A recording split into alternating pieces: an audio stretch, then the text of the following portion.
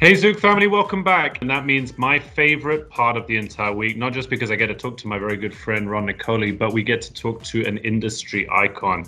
And we keep getting bigger and bigger. And this man is a huge catch for us. He is a huge, huge name in media. Josie, Global Artistic Director for Asia, Tatler. However, the man has a Netflix series right now. He's been on ABC TV. He was a huge heavyweight for both L in USA, W, Condé Nast. I mean, I don't think I can give him a fair enough introduction. I'll let the man do it himself. But Joe, thanks for joining us. How are you? How is Los Angeles?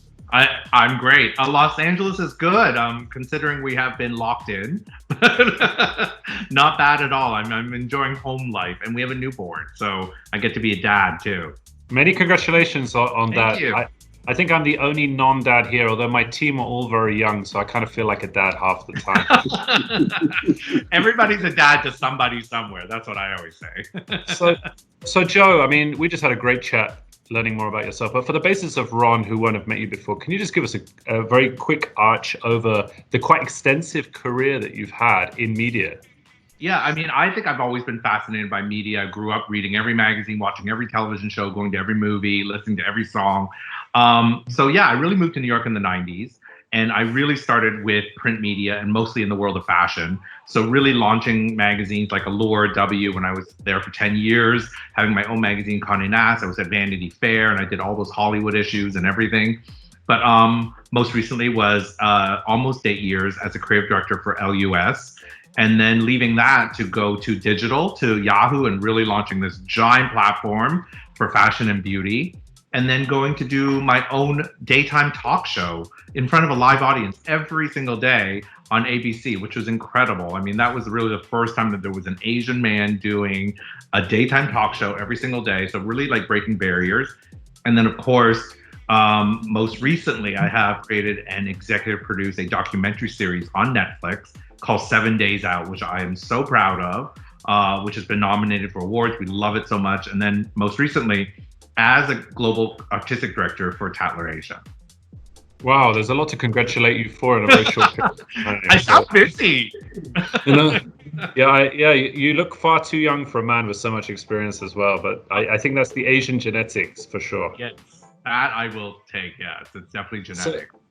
So I want to just touch on various aspects of your career and then bounce back and forth with Ron on this. But for us, it's really interesting because everyone will attribute online and digital as a perfect marketing tool. But I'll tell you this, in Asia, brands like Tatler are incredibly important for product placement for us because the niche market or the trendsetters and style makers all like to feature in Tatler. And I always remember when I was growing up in the UK, I would flick to the back straight away to Bystander to see who had been at which event and which party. And it's that kind of kitsch representation in media that gives you that yearning to want to go to these style events. I mean, Ron, do you find the same, that there's nothing quite like a hard copy magazine, especially when it comes to branding and the feeling of luxury?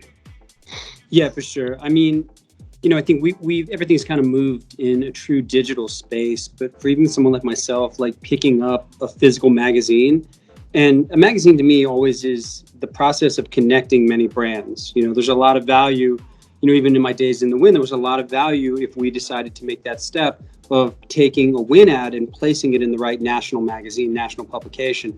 Because again, you got the associated feeling of luxury, right? We're going to have the Win ad in the same publication monthly that now has a Louis Vuitton ad or has other luxury brands that are included in there. And it was a great subconscious visual for the customer base to connect that. And again, I've always been huge on the print publication and kind of the purity of print, and I know it's essentially year after year, it seems that there's some movement away from that in the States.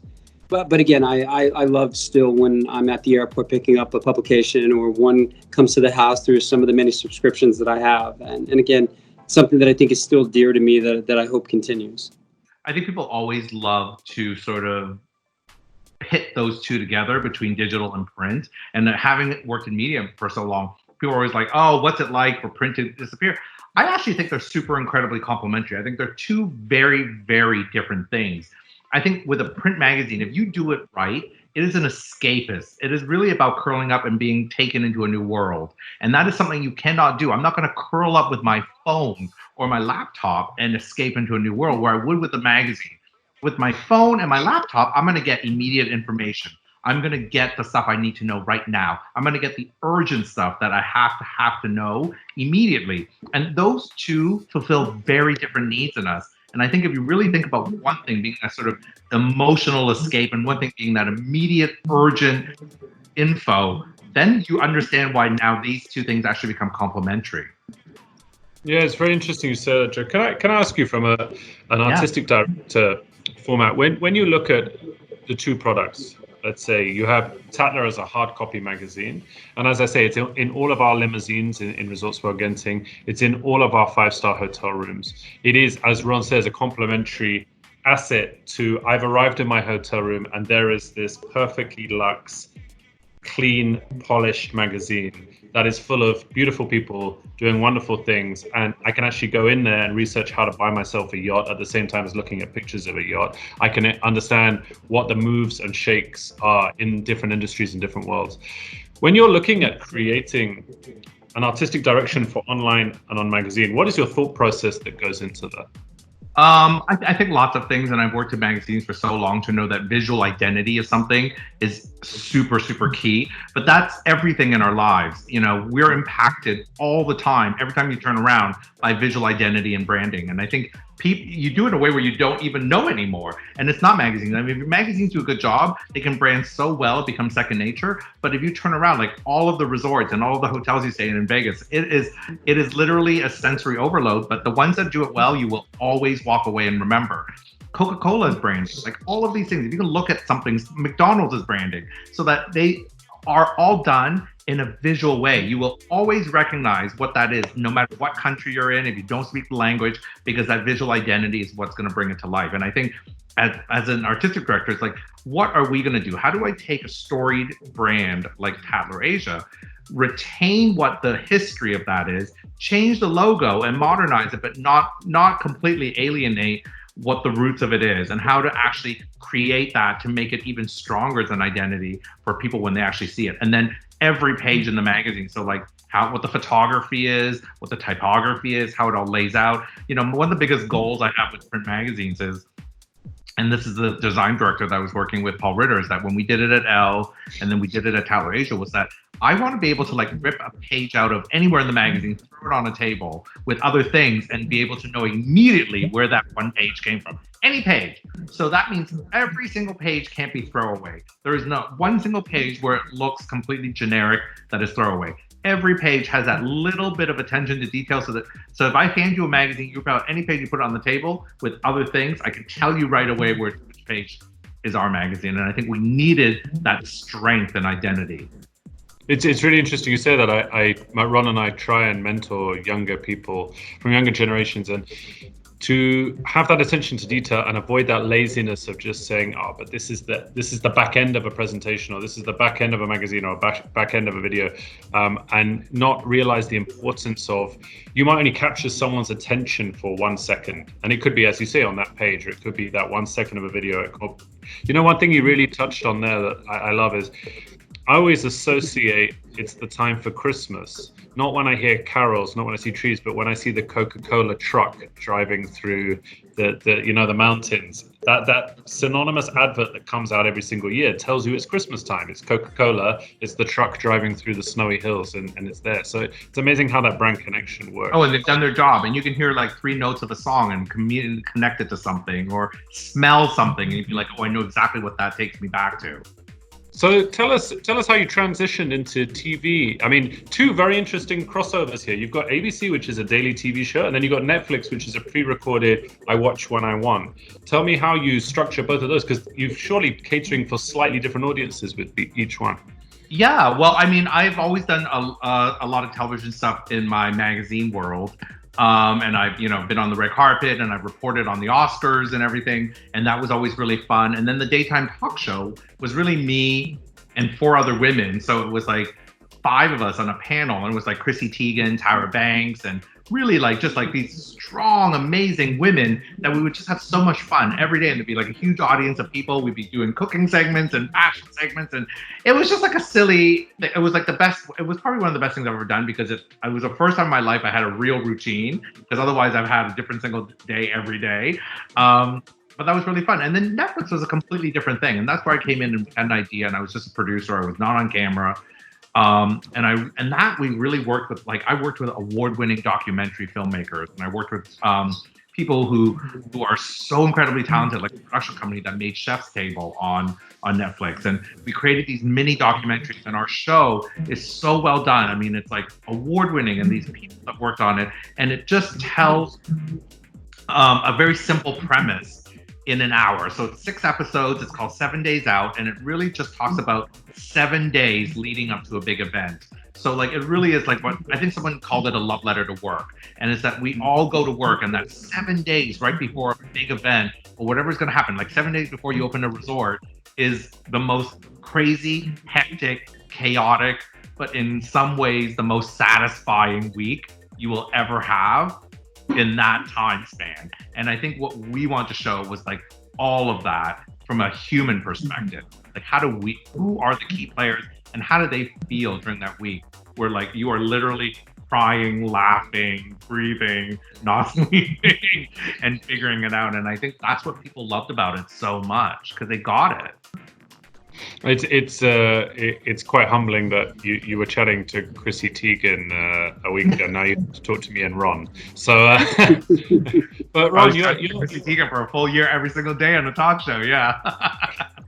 So Ron, you're if you want to flip that, you're like 7 months away from opening a resort. And honestly, Joe, even if the place was on fire, Ron would still look cool. He never looks stressed. But I'm sure that there's some areas that resonate with you there, Ron, over the build up to what you're going to open soon. I look at it like this. You know, there's just the pressure of opening up something, and then there's also, you know, you add against want to not touch on it, but you have the whole new world we're in with COVID and the pandemic. And then you put on top of that the fact that this will be the first really mega resort to open in Las Vegas in over a decade. So you have a lot of different, I guess you would say, narratives that essentially are stacking on top of that. And it provides elements of pressure in a sense, you know, because I look at for years, and here's the thing, even when I was at Wynn, and I was telling this story earlier, when I was at Wynn and we opened up Encore, you know, that was 12 years ago. So or actually longer. That was about 14 years ago.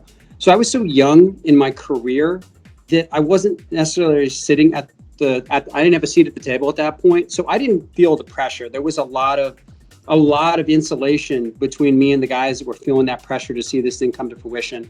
And now kind of being here and being part of, I don't want to say the real conversations, but the conversations that are the ones that are leading that critical path to opening. Now I'm the one creating that insulation from the team, but it's such an exciting time. And, you know, it's, you know, I actually am, you know, I get up every day and I'm super happy because the days become so many variables and adjustments and pivots. And that's part of the fun of opening up a property. You know, one thing I wanted to touch on when we talk about magazines, you kind of said it best, because there's times where I'll sit down with a magazine and that's my journey for the night. And a lot of times when I'm looking for creative inspiration, it's literally picking up magazines or books instead of turning to the internet right now. And for some reason, it's because, to your point, I can always set the phone down, but you never really put a magazine down in the middle, right? And being someone who came from a very small town, publications were always aspirational to me. You know, I saw the people in the magazines, I saw the journeys they were doing, I saw the fashion they were wearing, and it was aspirational and inspiring me to try to get there, you know? So coming from a small town, like that was like my day was picking up a GQ, a Vogue, and things like that, and really letting that build my excitement for what I wanted my life to be. So I love it. We did our job. You did 100%. I love what you said too, because when you talk about ripping out that page, and if it's sitting independently, still having that brand identity that people know where it's from. And I think that's an amazing statement, you know? No different than opening a resort in Vegas. I mean, you know, to be able to have, why would someone choose your resort over another? And it's really being able to like and that branding and that visual thing could be an experience. It could be the way that something connects with somebody. It can be an emotional thing. And like, those are the things where like, you aren't, because I fight for a reader, because if they go to a newsstand, my magazine is sitting there with a million others. So why us? Why us? How am I going to deliver something that is going to connect with you? How am I going to deliver something that's going to get your attention? How am I going to deliver something that is going to keep you? And I think it's no different in a way, like, why your resort amongst a mass of others? And it's like really helping to like deliver that one thing that stays with someone. And again, it's like casting a net, right? It's like, how do I put these stimulation and capture points out there with the hope that I'm going to be able to, again, we want to attract many audiences, and how do we seed it the right way? Because we want that core audience person now to essentially at one point become an ambassador, right? Mm-hmm. So now they start essentially organically pushing our brand, where again, now it feels even real, or even more real, because now it's like you've got all these other voices helping to position your product or your brand and get the word out. So it's always been an interesting thing to me to say, how do we put enough things out there to get people excited, right? Because it's really excitement and experience and memories, Mm-hmm. And how do we do that, and I don't know if there's a right answer, right? I feel like every day I'm trial and erroring a little bit over here. So Joe, let me ask you, please. We have a lot of younger generation people who are just graduated who check in on Ron and I. I haven't got the credentials Ron has, but Ron, 15 years in the game, working at Wynn, opening Resorts World Las Vegas. A lot of people look daunted. They see this just flood of saturation of media out there. Everyone can now be a model. Everyone can now try and be a vlogger. Everyone can try and write a blog. But if you had to break it down to simplistic advice for people to not feel intimidated, let's say they turn around to Ron and say, I would love to be like Joe. I'd love to be an artistic director. I would love to find a creative slant in workplace. What would be your key pointers of advice for people who are starting out? I think the biggest advice I used to tell people all the time was that, like, you have to be, well, I mean, it's easy to say you have to be true to who you are, but I think it's easier to say, what am I going to contribute? So like, whenever someone said to me like, oh, I want to be a podcaster, I want to be, an art director, but like, what exactly are you doing? Like, podcasting about what? I would rather you say, I have this story to tell. I have this point of view. I want to tell the world. Then I'm going to say, great, what is your story? And then when we look at it, be like, well, maybe it's a podcast, maybe it's a website, maybe it's a digital magazine, maybe it's just social media, maybe it's something else. But like, I think you have to start with everybody. And I say this, every single person has a story to tell. What is your story? And then from that, you decide how you're going to tell it. Because now you're right. Everybody can be a blogger. Everybody can be a model. Everybody can be on social media. Everybody can be famous. Everybody can have a platform and a voice. How are you going to use it? What are you going to do with it? So it's not okay to say, I'm going to be a podcaster. You have to say, I have a story to tell, and this is my story. Yeah, that's really solid advice, because it can also be not only the context of what are you going to give to the viewer and the reader, but we're all individuals, right? Everyone has something special about them, and everyone can develop that individuality into something. If you try and copy someone else, you're already up against a competitor immediately. So that's very sound advice, Joe. Thanks for and everybody and you know what? And like, I feel like it's easier said than done, but a lot of people do that. I get so many young people coming up to me and saying all the time, like, oh, so-and-so's doing this and so-and-so's doing that. I'm like, you may never do what so-and-so does, but so-and-so's doing it because that's intrinsically them. It's just what you do. Like, the minute you start to like want to drive in the lane next to them, that's when it all falls apart. That's when it never works. Just do your thing. And I think the minute you do your thing, everything else will just sort of come into play. What do you think the negative slants on the rapid move into social is? Because I mean, look, on the one side, if you look at it from a celebrity perspective, and a very famous Asian singer has just removed himself from socials because of the online bullying aspect. The second thing is it also creates dysphoria for people who start to get over obsessed with the way they look, and they're constantly taking 1 trillion selfies a day and building up new insecurities that didn't necessarily exist before. Where do you see the pitfalls in this new type? I mean, you, me, and Ron have all touched on why we love magazines. I love hard copy magazines. The other thing that I think people don't understand about social media aspect or phone aspect of marketing is you can't get collectible editions. I have editions from GQ that are like 20 years old. They're sitting at home. They're fantastic. And a very good friend of ours, I mean, Louis' brother Joe collects comic books. These are like first edition, 20, 30-year-old Batmans. You can't do that with a Kindle. So where do you see the pitfalls in people focusing too heavy on the social aspect and not going back to the original nature, which is the hard copy writing and so on and so forth? I mean, I think you have to pick what's right for you. I mean, certainly someone who's obsessed with TikTok isn't going to read the New York Times as much, I don't think. It's just a very different type of audience. But I think, listen, and I think there's pros and cons to everything in life. I had a love of social media and now a love-hate relationship with social media. I think when I was a kid, I wanted so much to know about the people in the world of media and fashion so badly. But, I grew up in an age that did not have internet, that did not have phones, that did not have any of this. So it wasn't just readily available. I couldn't go to a local library and look up, Anna Whitmore or whatever it was back then. You were just fed what people had written about her in whatever way. Now you can do whatever you need to do. But I think the flip side of that is that social media is a very difficult thing for, I think, everybody. And I think, yes, bullying on the very sort of surface level of it.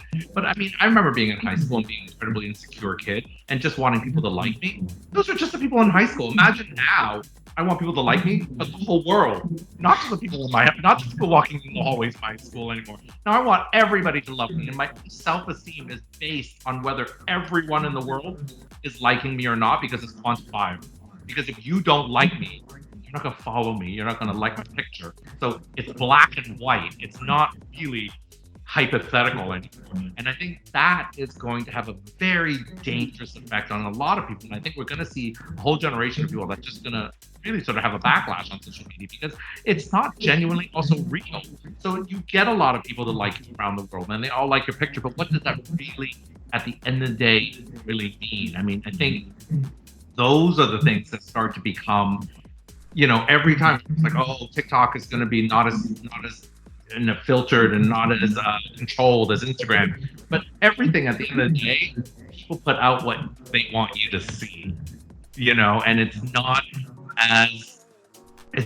as candid as people want. And without seeing a 360 of any human being, you can't ever say that you fully understand someone. And I think this goes back to someone saying but look how good they're doing, look how good they're doing. I'm like, but you just think they're doing so good because that's all they're giving you. How many Instagram pictures have you seen of girls crying because they broke up with their boyfriend? Not so many. But all the beautiful pictures on the beach and the boat rides and this, that's all over Instagram. So their life is perfect. But is it? And I think those are the things that you have to sort of really break down and decipher and say. And I think sometimes if you're not at that place in your life, it can be really difficult. And I think that's where it's really hard. So I think bullying, yes, certainly I don't want people to, call me names and give me death threats. But beyond that, it's what is your self-worth if your whole world is telling you, well, you're not as liked as the person next to you, when it's really not true? Yeah, that's that. I mean, I can't speak for Ron as well, but I can genuinely tell you, Joe, some of the things you've said are not just insightful, but highly intelligent. I'm really enjoying this conversation. There's a huge depth to what you say, and you deliver it so practically. It's very enjoyable to. I'm sorry, I didn't mean to get so heavy, but I was just because you asked me, and I think that's really genuinely, that's why I have a love-hate with social media, because I think it's fun, and I think it's a great scrapbook, and to me, Instagram is my photo album, and Twitter is my journal. But I want to look back in 5 years and be like, what was I? But I don't want it to be quantified by random people, and that my life isn't worth that if it isn't acknowledged. It's really interesting you say that. Ron came to visit us in Malaysia, and then we linked up in Singapore. And myself and my fiance went for a walk around botanical gardens with Ron. And I got to be honest with you, of the whole work week, we did brainstorming. I got a lot out of it because Ron has a ton of experience that me and my team got from. But just walking around botanical gardens and chatting and hearing about his daughters is a lot more wholesome than a lot of the other experiences we get, as you say, from interacting with people on a daily basis electronically. It was just we spent genuine quality time, which I think is something that people really underestimate the power of. Ron, when you're looking at One interesting thing I would love to bounce you and Joe off each other. When you're looking at creating this brand for Resorts World Las Vegas, and we talk about this a lot, especially Zouk, where we'll have this beautiful IU Beach Club, we have this phenomenal Zouk nightclub, and you always talk about touch points, Ron. You always talk about the customer journey. It's like you resonate with what Joe said about having that aspect of the storytelling throughout the entire experience of visiting a venue. It's not, I'm just going clubbing, I'm going to Zouk. And we always try so hard on that. What are the aspects that you bring through that you used to tell us is super important to Wynn? It was super important to Steve Wynn to have those fine touches. I mean, Steve Wynn was very much an attention to detail guy, right?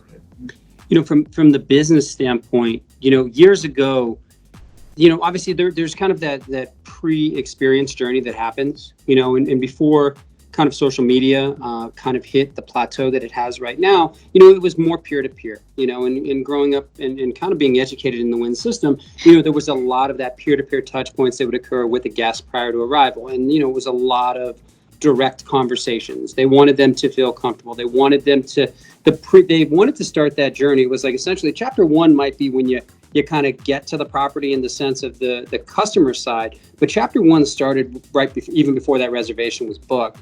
And, you know, when I look at what we're doing here, I know that it's going to be very important because, again, we're essentially tasked, you know, you've said it, you know, this Las Vegas is 50 years in the making for the Genting group. And for the Zouk group, it's pretty much 30 years in the making. So we have these two amazing brands and companies essentially collectively that are coming to this domestic market and coming to Las Vegas. And I feel that there's a great responsibility to really respect the heritage and really take into consideration, how do we tell this story in Las Vegas in the domestic side? And truthfully, with us being, you know, 7, 8, 10 months out, the real journey and representation of first touch points to the consumer is now going to be through social. You know, where before it may have been a little different, but there's so much relevance and essentially, you know, people are using social to shape their days at this point. You know, I find sometimes social media to me sometimes is a social crutch. Like I actually had to take some of it off my phone because I sometimes have some weird introverted tendencies, and my crutch would be to go on Instagram. And I sometimes didn't even know I was doing it. You know, I would be talking and all of a sudden I'd pick up the phone. So I've had to personally dial back and really make these platforms more about the business journey now, and telling the story and getting this information out to the guests. And, you know, we have a responsibility. We have a responsibility here to really educate the consumer in the domestic market, globally too, but the consumer domestically that maybe doesn't have as much knowledge of the brands, and really explain what our core values is, what the ideology is, what the history is, and really get them excited about the story. Because I think when I heard the story for the first time, it's really what made me feel like I was part of something special, you know. And how do I through storytelling relay that to the consumer? So Joe, you've been a superstar. Thank you so much for taking the time to talk to us. You're an incredibly busy guy. Just very quickly, what's next for you? What's next? Well, hopefully a vaccine, so I can get on a plane again. I don't know. Listen, I am a new dad. I have incredibly new projects that I'm working on right now. I think this time has been an incredible sort of reset time to sort of figure out, you know, how to really do the things that are important. So like, yes, my baby's important, but also like, what projects are important? What are the things that we're going to do? And I think it's interesting that we come up peer to peer, and even Joe, you were talking about like needing that like real life connection in a different way than an electronic connection, because I think this particular time, this particular year, I think has shown us more than that, because all of my business transactions prior to this year would have been email, text messages. For whatever reason, every day it's multiple Zoom calls. Everybody needs to see you. Half the time I'm like, that could have been a group email. I'm confused why we all had to do a Zoom call. But I think there is such a longing for human interaction now more than ever. And I think that says a lot about where we're headed. Like, maybe we are going to sort of put away some of that electronics, even though we're talking electronically now, but we're going to put away some of that personal way of talking and really find ways to connect. And maybe that is something that speaks to the next generation. Maybe something speaks to experiences and the way that business is done. But I think it'll be interesting to see how we come out of this in 2021. Well, Joe, look, I think I speak for both Ron and I when I say thank you so much for taking the time, man. It's been an absolute joy for us. And congratulations on becoming a dad. Arguably your best job so far, no? Hardest and the best one. Yeah, thank you. This has really been amazing. I'm really happy that I got to participate in this and got to meet you. So thank you for taking the time. No, of course. Thank you for having me. And I hope when the resort opens, you guys will invite me because I'm not that far and I love Vegas. 100%. This will be a second home for you. I promise. Great. Well, Joe, you take care, look after yourself, stay safe. And when you do, you do strike me as the kind of guy that probably come up with the vaccine yourself. So when you do, please let Ron and I know. I've added that to my to-do list and I will definitely let you know. Take care, Joe. Thank you so much. Thank you so much, guys. Thank you. Bye.